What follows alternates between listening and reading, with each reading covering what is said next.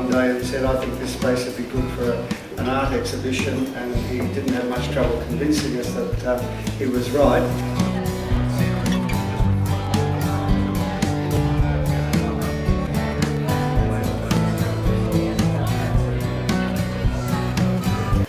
A lot of my work is mistake-based. Not mistakes, but maybe I like to see them as opportunities. I mean, sometimes an opportunity occurs and it's completely different from the original kind of idea, but you roll with it and you get something really unique. Some of this work started off completely different, but you'll see at the bottom, there's something that melted, which was supposed to be a structure. So from that point on, I've got to cut my losses and go a different direction. When I look at the finished piece, if I have a sketch of it from its original starting point, like where I'm like, all right, I want to make a piece like this, and sketch it, start building it, like planning it, start building it. It could be a completely different object from the sketch. That happens most of the work. Every time it melts, it changes. And from that, it's a new starting point that you have to, the direction of the piece changes. It's what makes it fun, in a way. It's heartbreaking sometimes, but it's fun too. Because you gotta second guess what's gonna happen. You gotta think, you gotta try and beat the flame, like, you gotta be 2 steps ahead. Strategies, like if I put the heat here, what's gonna happen? How's it gonna react? Is it gonna melt? Do I have anything to back that up? Can I put a little piece in there if I need to? Or do I just go for it and see what happens at the end? It's magic. Well, he said, do I fish much? And I said, I go a fair bit, but I don't catch many fish.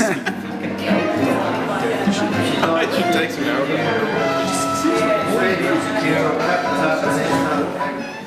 Like a lot of the techniques that I use are legitimate jewellery techniques, goldsmithing techniques, silversmithing techniques. And when they're done properly,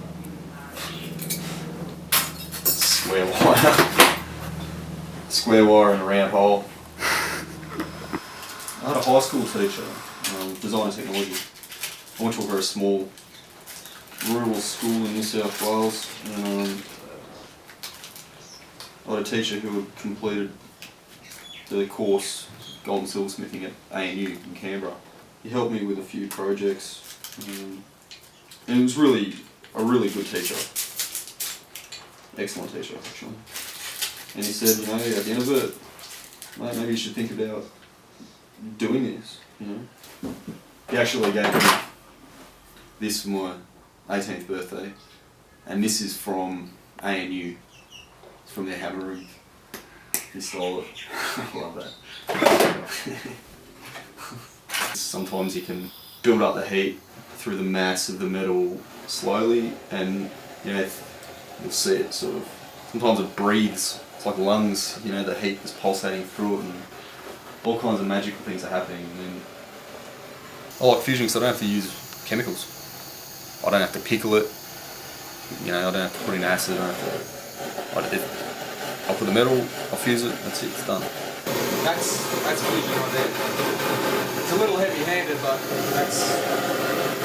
it's all becoming one. But it's almost about to break down. If I don't know what I'm doing, I'll melt the whole thing.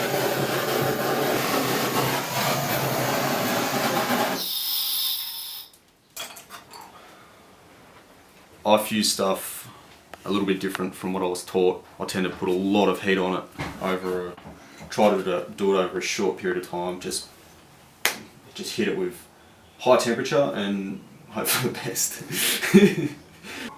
I'm kind of obsessed with the process I started it in first year of university. It was the first time I tried it, and from that point I've pushed and pushed.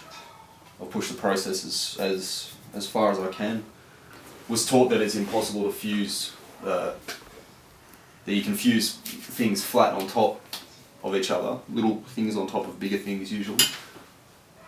And from the first day I tried it, I started building up with the material. The more mass usually, the less likely it is to melt, because the heat has a lot more work to do to melt it. But sometimes freak things happen, and That's why I love it. Sometimes you'll have this tiny little wire. You've got this thick sheet that's melted and there's this tiny little wire. When you see a burnt down house or a bushfire or something, you see like a chimney. That's the only thing standing. Or like one weird random thing that should have burnt but didn't for whatever reason. It was shielded by something or the wind changed direction. That's exactly the same thing but on a really small scale and with a really precious metal.